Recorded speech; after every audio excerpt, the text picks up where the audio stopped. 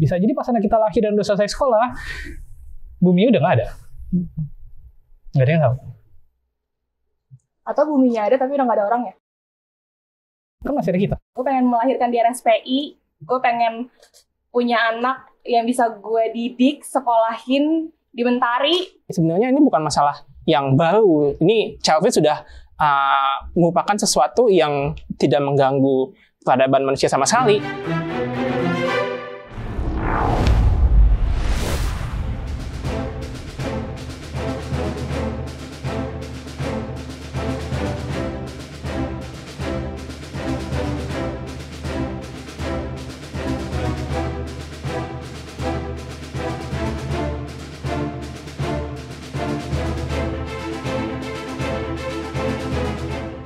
Di era modern, makin banyak anak muda yang memilih hidup child free atau tidak ingin punya anak. Tapi, apakah itu keputusan bijak dan berani atau bentuk egoisme dan ketakutan menghadapi tanggung jawab? Kalian tim pro atau tim kontra?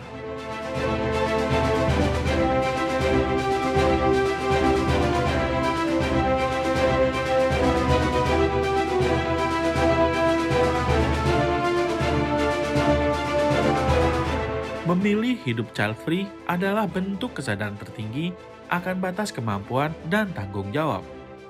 Silakan duduk di posisi pro dan kontra menurut kepercayaan kalian.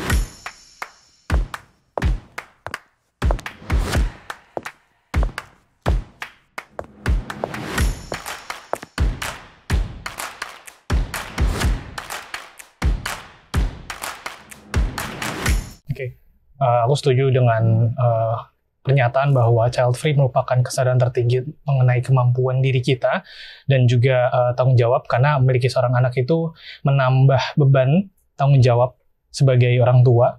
Dan orang-orang yang biasanya memilih child free, mereka paham secara material memiliki seorang anak itu menumbuhkan beban baik secara material dan mental. In this economy, kayaknya untuk menghidupi orang lain selain diri kita atau bahkan pasangan kita itu menambahkan beban material yang lebih banyak dibandingkan kalau misalkan kita tidak punya anak. Jadi ketika dia sudah sadar bahwa ada beban material yang akan tumbuh dan juga mentalnya memang belum siap, sehingga dia menghasilkan sebuah keputusan bahwa dia memilih untuk child free, menurutku orang tersebut udah cukup dewasa dalam cara berpikir, karena dia tahu apa yang dia punya yaitu material dan kesiapan mentalnya memang belum tersedia, sehingga dia memutuskan untuk child free sebagai luarannya. Jadi menurutku ketika dia sudah bisa berpikir secara sistematis sebab akibat tersebut, dia sudah cukup dewasa dalam cara berpikir. Oke. Tapi menurut aku itu nggak bisa menentukan kadar dewasa atau enggaknya seseorang ya. Karena kita belum mencoba untuk mempunyai anak nih. Artinya itu bisa aja kamu takut buat mulai itu dan belum tahu gimana nantinya next step-nya buat punya anak. Bisa aja orang tuh punya finansial yang oke. Bisa aja dia nggak punya finansial yang oke, tapi punya latar belakang yang bagus dan dia punya rancangan sendiri buat masa depannya. Dan kalau misalkan setiap orang itu punya kesempatan, everyone has their chance. Jadi kalau misalkan udah nge-cut itu duluan, artinya udah nggak punya kesempatan itu, udah nggak memutus itu duluan. Artinya semua orang tuh punya kesempatan buat ngambil, buat bisa punya anak, tapi udah mutus itu duluan dan ya takut gitu. Jadi belum mulai tapi udah oh no gitu. Itu sih menurut aku. Okay. Ya aku setuju, maksudnya semua orang punya kemampuannya masing-masing, makanya aku nggak bilang semua orang harus child free kan. Tadi pertanyaannya adalah apakah orang yang memutuskan child free itu menunjukkan kemampuannya dalam cara berpikir dan juga paham akan tanggung jawab? Ya iya, tapi nggak semua orang harus melakukan hal tersebut. Jadi aku percaya bahwa orang-orang yang memang punya gerakan atau pendukung child free, ya itu udah cukup dewasa untuk ya itu memproyeksikan apa aja yang dia punya dan apa aja yang akan terjadi ke depannya. Sebenarnya kalau kita lihat secara historis misalnya, child free itu merupakan bagian dari kesadaran manusia kan. Homo sapiens kita tahu mengalami revolusi kognitif. Mereka memiliki daya berpikir yang makin lama makin berkembang seiring dengan evolusinya ya kan. Dan dalam konteks ini kita melihat bahwa child free ini merupakan sebuah kesadaran yang mana manusia Homo sapiens dia sadar bahwa dia bisa melakukan keputusan yang tidak dilakukan oleh spesies-spesies lain misalnya. Spesies lain kita tahu punya kecenderungan untuk mempertahankan spesiesnya dengan cara beranak pinak. Sementara dengan adanya child free ini membedakan kita Homo sapiens dengan spesies lainnya. Otomatis, ya kan, melalui revolusi kognitif ini, manusia yang memiliki kesadaran tentu bisa dikatakan benar-benar sadar ketika dia sudah berani, sudah mau mengambil keputusan besar untuk child free. Orang yang memilih child free seringkali lebih peduli terhadap masa depan bumi daripada mereka yang punya banyak anak. Kalian pro atau kontra? Kontra. Karena kepedulian kita terhadap bumi itu bisa diukur dengan hal lain. Bukan cuman child free aja. Kita buang sampah nggak sembarangan aja udah kepedulian kita terhadap bumi. Kita bisa ngurangin polusi dan sebagainya, itu udah kepedulian kita terhadap bumi. Nah, jadi untuk kita harus peduli dengan bumi, dengan harus child free, itu nggak bisa disebut itu hal yang relevan gitu sih menurut aku. Menurut aku ya, kadang kita nggak bisa melihat child free itu semata-mata langsung bilang nggak relevan gitu. Karena menurut aku dan dari kacamata child free itu adalah mereka tuh lagi-lagi balik ke overpopulation. Kalau seandainya kita memproduksi banyak anak-anak lagi, pasti kita harus meng-over-extract bumi lagi. Nah, seandai kata oke, kita bisa meng-stop buang sampah sembarangan dengan kita convince orang lain buat advocating for waste management and stuff like that. But again, masalah polusi juga disebabkan karena banyaknya populasi yang ada di misalnya di Jakarta gitu. Aku tadi pagi kan berangkat naik kereta kan dari stasiun. Ya, kalau aku bisa mengubah waktu dari 10 tahun yang lalu, seandainya setengah dari orang itu tidak dilahirkan, mungkin kereta nggak bakal se-crowded itu. Jadi balik lagi, child free itu mungkin kalau buat kamu itu kamu belum explore ke masalah strukturalnya kan. Tapi kenyataannya adalah dengan orang mempunyai anak, tanggung jawab yang ditanggung itu tuh bukan dari orang tua doang, tapi juga dari lingkungan sekitarnya. Makanya kalau dibilang child free peduli lingkungan ya menurutku masih relevan banget, karena lagi-lagi kita fokusnya kan juga ikut merawat bumi dengan cara yang kita bisa lakukan secara sekarang gitu. Kita menghadapi masalah present gitu. Oke, tapi kita bisa edukasi anak kita. Kalau kita punya anak ya, kita bisa edukasi. Dan kalau misalkan di kereta itu crowded banget, itu kalau setengahnya hilang gimana? Oh, lapangan pekerjaan jadi hilang lagi dong. Mereka gini, mereka setengah yang ada di kereta itu bekerja, ya kan? Mereka naik kereta itu bekerja, sekolah dan sebagainya. Jadi mereka ada tujuan, bukan orang yang tidak punya tujuan sama sekali. Jadi itu orang yang mereka punya punya sesuatu yang harus dikerjakan gitu loh. Jadi itu berguna juga dengan mereka harus naik kereta itu. Kalau tadi kamu bilang kalau 10 tahun ke belakang populasi itu tidak sebanyak ini, kereta tidak sepadat ini. Tapi gimana kalau misalnya kamu melahirkan seorang anak yang malah bisa menyelesaikan permasalahan-permasalahan itu.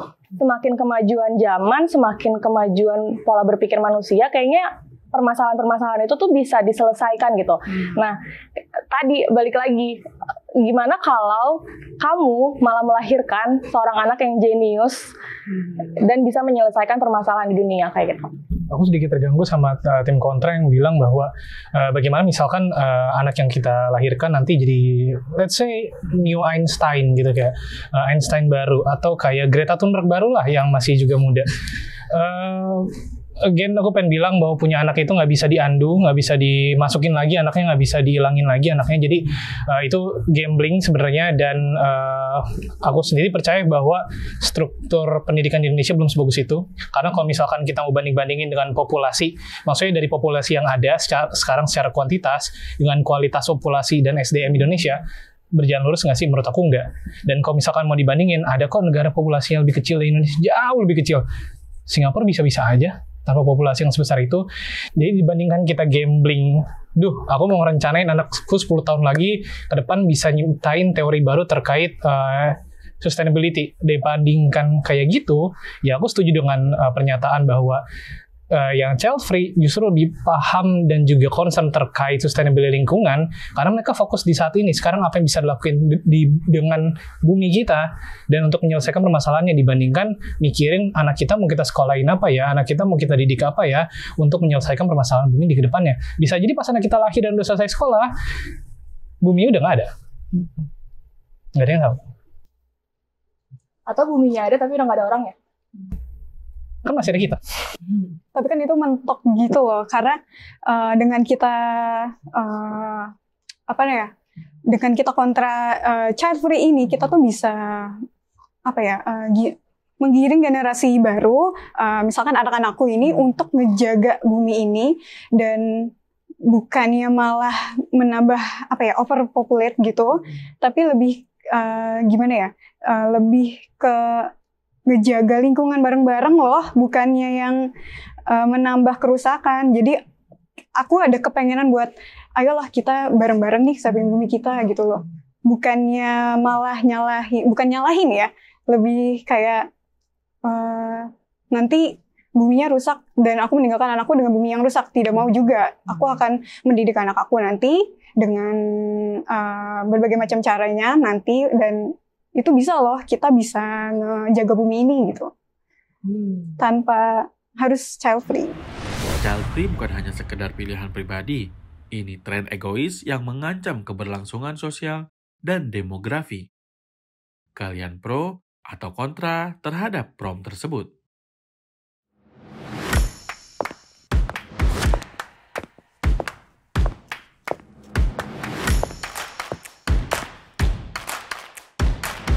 Aku pro sama pernyataan itu, karena kalau ngomongin demografi, child free, contohnya kayak di Jepang, Korea Selatan, sekarang angka kelahiran rendah banget dan angka lansianya itu tinggi. Jadi mereka lebih banyak panti jompo gitu, penghuni panti jompo, karena yaitu tingkat kelahiran, tingkat kesadaran mereka, karena mereka child free juga, dan itu kan juga menjadi sebuah permasalahan baru gitu kan. Di sana pekerjanya itu kesulitan mencari pekerja, jadi mereka mendatangkan banyak pekerja dari luar untuk mengelola ekonomi mereka. Nah, itu juga mungkin bisa jadi terjadi di Indonesia di sini kalau misalnya banyak masyarakat kita tuh yang child free gitu. Kayak memang dampaknya mungkin nggak dalam waktu dekat gitu ya, tapi kayak 10-50 tahun mendatang gitu, negara kita bisa jadi kita impor SDM dari luar untuk datang ke sini, untuk kerja di sini, mengelola sumber daya kita atau menjalankan ekonomi kita gitu. Jadi kalau dibilang mempengaruhi demografi, aku setuju. Sebenarnya kalau kita lihat, tadi kan Rela mengatakan bahwa ini merupakan fenomena yang baru di Jepang ya kan, dan Korea Selatan. Tapi dalam sejarah di abad 16 misalnya, sejak abad 16 itu di Eropa itu sudah mulai muncul nih adanya tren di mana orang-orang sudah mulai punya kesadaran tidak punya anak ya kan. Dan ini juga didorong oleh masa pencerahan di Eropa misalnya. Atau di abad 19 sampai tahun 1915 misalnya di Amerika Serikat, di negara-negara barat itu gerakan atau ide untuk child free itu udah merupakan sesuatu yang wajar. Faktanya apa? Di dalam dunia teknologi misalnya, negara-negara barat ini tetap bisa jadi negara yang maju, dan mereka tetap masih punya peradaban yang lebih maju dalam tanda kutip di dunia sains ketimbang negara-negara di belahan bumi selatan misalnya, atau di negara-negara di Asia. Kalau kita melihat dalam konteks ini, belum tentu kondisi Jepang dan Korea Selatan ini akan menunjukkan kemerosotan di hari depan ya kan. Berdasarkan yang sudah misalnya yang di Eropa ataupun di Amerika Serikat itu, kita melihat bahwa mereka bisa sustainable, bahwa mereka bisa menyelesaikan masalah-masalah ini. Misalnya pemerintah memberikan sebuah dana bantuan kepada mereka yang nggak mau punya anak supaya mau punya anak misalnya. Itu merupakan solusi yang ditawarkan. Jadi sebenarnya apa yang dilakukan oleh Jepang atau Korea Selatan, ini kan juga ada wacana atau mungkin sudah dilakukan ya untuk memberikan dana kepada keluarga yang mau punya anak. Jadi sebenarnya ini bukan masalah yang baru. Ini child free sudah merupakan sesuatu yang tidak mengganggu peradaban manusia sama sekali sebenarnya. Kalau dibilang gak mengganggu sih aku nggak setuju ya, karena aku pro dengan statement ini karena nyambung ke Rara tadi, bukan cuman mereka itu satu keluarga ini susah untuk dipaksa untuk memiliki anak, lapangan pekerjaan susah untuk dicari dan sebagainya untuk mendapatkan SDM ya. Itu deh kedepannya deh, sekolah-sekolahan di Jepang itu banyak yang tidak memiliki siswa gitu. Nah artinya tenaga didik itu juga kehilangan pekerjaan otomatis, dan kedepannya Jepang ini tuh gimana gitu, ya kan? Even sekarang di generasi sekarang atau 2 generasi ke depan itu mereka aman, tapi setelahnya bagaimana gitu. Jadi tentunya itu bakal bisa mempengaruhi gimana sih nasib demografi, nasib lapangan pekerjaan, nasib para pekerja ke depannya gitu. Untuk untuk meneruskan Jepang yang kita lihat sekarang gitu. Pun itu bisa aja tidak menutup kemungkinan, berarti itu bisa saja terjadi di Indonesia gitu. Oke. Nih kita jangan ngomongin Jepang nih, Jepang nih kejauhan nih. Jangan juga ngomongin Singapura, kita ngomongin Indonesia dulu aja ya. Tadi statementnya adalah kalau misalkan kita kurangin populasi kita atau child free, guru-guru jadi nggak ada pekerjaan, tenaga pendidik jadi nggak punya kerjaan. Ngomongin tenaga pekerjaan, simple, Indonesia. Badan Pusat Statistik baru ngeluarin data, Indonesia tuh negara yang paling juara di ASEAN. Juara apa? Juara tingkat penganggurannya. Berapa ratus juta populasi kita hari ini? Banyak. Lapangan kerja terserap? Enggak. Jadi kalau misalkan kita tambahin populasinya lagi, apakah itu otomatis akan terserap juga? Apakah kalau kita misalkan kurangin populasinya, tenaga kerja kita akan minus? Menurutku sih enggak ya. Jadi kayaknya berdampak nggak terhadap demografi? Pasti berdampak karena ada angka kelahiran yang berkurang. Tapi apakah itu sikap egois? Menurutku enggak. Kenapa nggak egois? Karena memilih child free itu sebenarnya balik lagi itu adalah keluaran atau dampak. Kenapa dia memilih child free? Pasti ada latar belakangnya. Ekonominya sulit, keterbatasan, emang belum siap mental. Jadi, apakah itu egois? Enggak lah, itu kan keadaan dan realitas penilaian dia terhadap diri dia sendiri. Apakah dia memaksakan orang lain? Nah, kalau maksain orang lain, kamu harus child free, kamu harus child free. Nah, itu baru egois. Tapi ketika itu pilihan diri dia sendiri, penilaian, assessment terhadap diri dia sendiri, yang menurutku itu mah pilihan pribadi, nggak ada yang bisa ngotak-ngatik. Kita juga nggak punya perjanjian kerja sama negara kan buat terus ngelahirin. Jadi, selagi masalah yang dia nilai masih belum mampu untuk memiliki anak, dan disebabkan oleh negara, itu keterbatasan ekonomi dan juga ya lingkungan yang masih belum realistis, ya itu mah pilihan pribadi dia, dan negara atau orang-orang lain nggak boleh menilai itu sebagai tindakan egois, karena itu asesmen pribadinya dia. Dan kembali lagi juga kita kan fokusnya ke kualitas gitu, bukan kuantitas. Banyak kok orang yang, tadi kan bahas soal kereta. Orang-orang itu orang bekerja, orang-orang itu orang yang melayani negara, berdampak dan lain-lain. Tapi apakah mereka dibayarnya cukup? Apakah mereka dibayarnya layak? Toh mereka hidup juga susah. Maksudnya gini loh, kayak magang aja belum tentu dibayar gitu. Dan mereka udah bolak-balik ke kantor lewat kereta, dan itu bener-bener penuh banget. Dan kalau aku punya anak, aku nggak mau dia capek-capekan harus didorong-dorong sama orang di kereta kayak gitu. Dan menurut aku, di mana egoisnya? Kalaupun aku misal nih, kan bentuk keibuan kan ada banyak formnya ya, kayak misal kita mau adopsi atau kita funding yayasan atau kayak orphanage gitu kan juga bentuk kita berkontribusi untuk generasi selanjutnya gitu. Kita lihat yang dari depan mata sekarang aja. Populasi banyak, kemungkinan besar ada yang jadi presiden, ada yang jadi apa. Kenyataannya kalaupun orang jadi presiden, apakah presidennya itu berkualitas? Lagi-lagi kita pikirin, kita lihat dari segi kualitasnya. Jangan karena banyak kita jadi gambling gitu. Pasti ntar dia jadi gini jadi gitu. Nggak bisa kayak gitu. Lagi-lagi kita harus lihat implikasi strukturalnya. Kita nggak bisa semata-mata bilang, kalau ntar anak gue nggak lahir takutnya ntar dia bisa jadi presiden ya. Apakah lingkungan yang akan dia hadapi itu mendukung dia untuk menjadi orang yang I would say educated enough dan berdampak enough kalau misalnya dia udah besar nanti. Itu sih yang aku pikirin. Mengidealkan child free sebagai gaya hidup keren beresiko merusak nilai budaya dan spiritual yang menjunjung keluarga. Kalian pro atau kontra terhadap prom tersebut? Nggak pernah sesetuju ini. Budaya, agama, budaya marga lo hilang. Budaya bisa lestari karena kita ngajarin ke anak-anak kita nanti gitu, supaya bisa sustain nanti budaya kita, gitu kan. Agama. Betul. Masa lo nggak lanjut. Oke. Menurutku, aku nggak setuju dengan pernyataan bahwa ini merusak agama dan kebudayaan. Yang pertama, semua orang itu punya hak untuk menginternalisasi nilai budaya atau bahkan milih agama. Kita nggak pernah dipaksa milih agama apa, kecuali ya mungkin sama orang tua kita. Dan kalaupun aku punya anak, aku juga nggak akan maksain budaya, agama ataupun itu.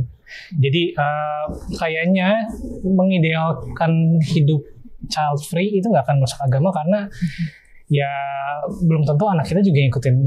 Kalau kita punya anak juga, kita belum tentu anak kita ngikutin budaya atau agama atau kultur tersebut, karena ya dia akan milih apakah dia akan menginternalisasi nilai-nilai tersebut, apakah akan menginternalisasi budaya tersebut, atau bahkan milih agama itu gitu sih. Jika kamu udah mengetahui sebuah kebenaran, kamu nggak mau ngajarin ke anak kamu bahwa itu tuh benar, nggak mau tentang agama ya? Ngajarin itu berarti kan telling atau ngasih tahu. Apakah dia akan memilih? Oh, nggak tahu.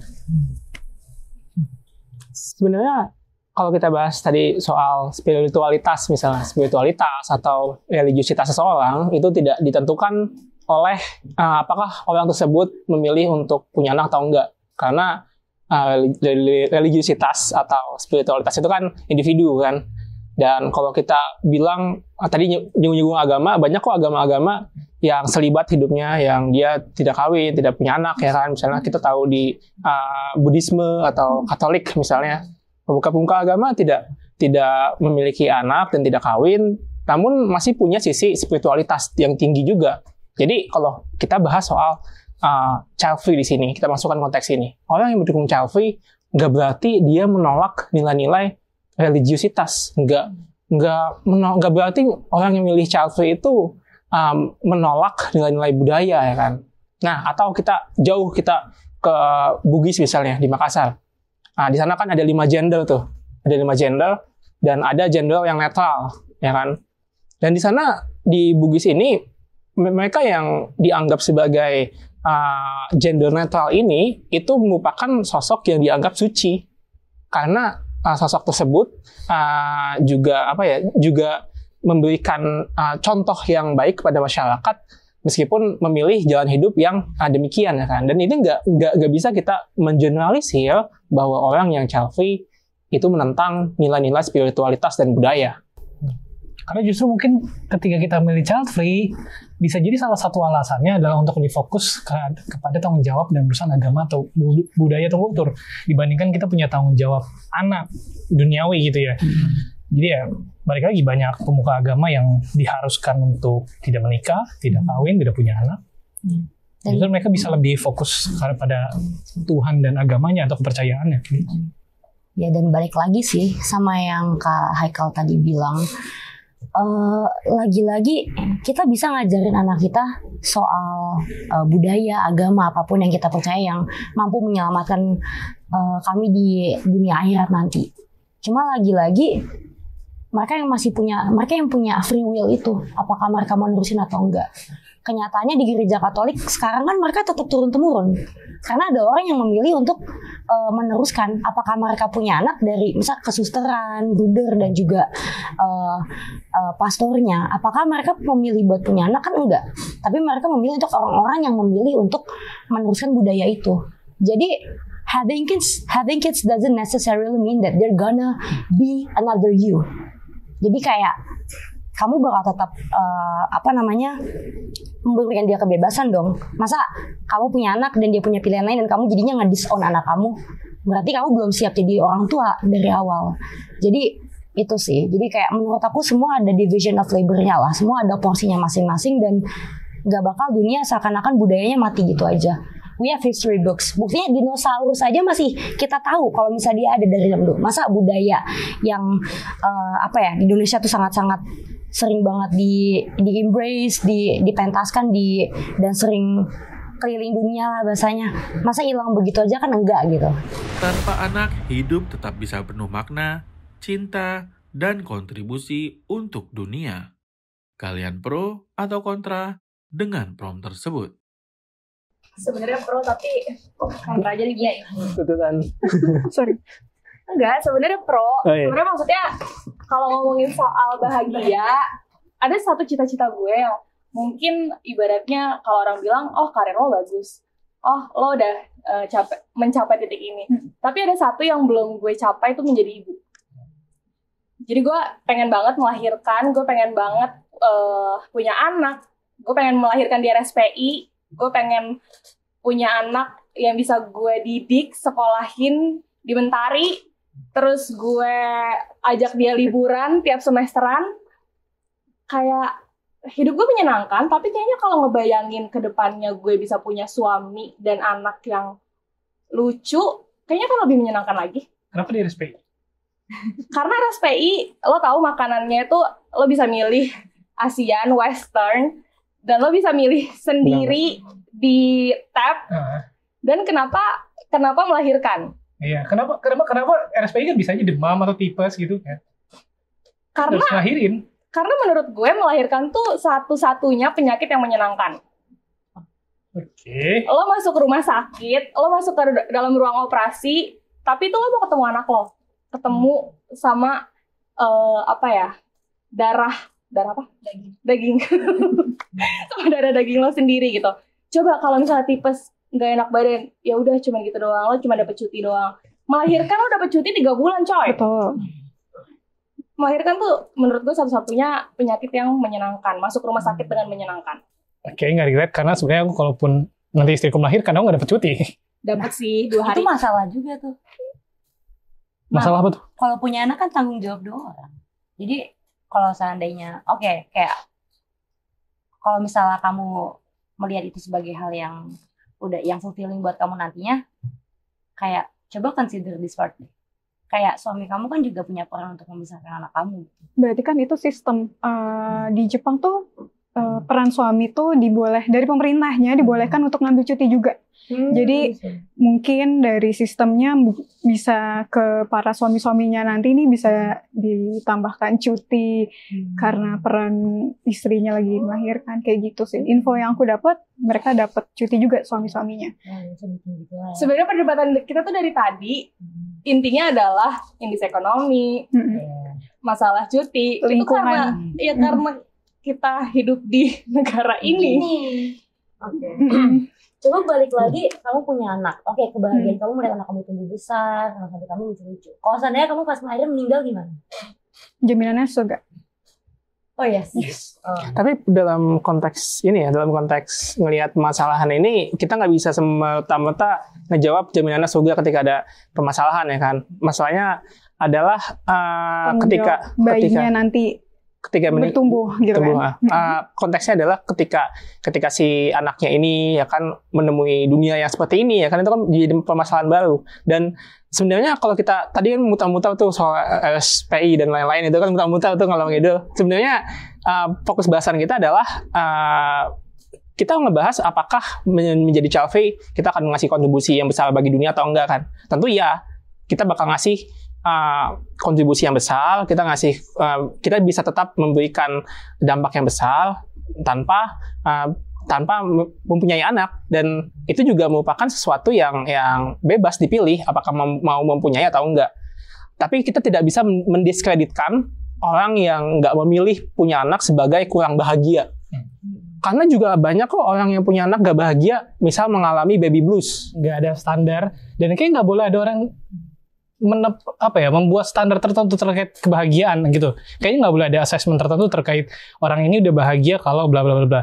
Karena bahagia menurutku, aku nggak perlu ngelihat istriku lahiran di RSPI terus makan western. Kayak kalau mau makan western atau Asia di tempat itu tinggal bawa aja ke tempat lain gitu ya.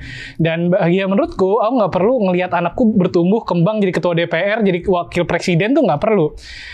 Aku nggak mementingkan anakku untuk achieve hal-hal yang menurutku nggak penting.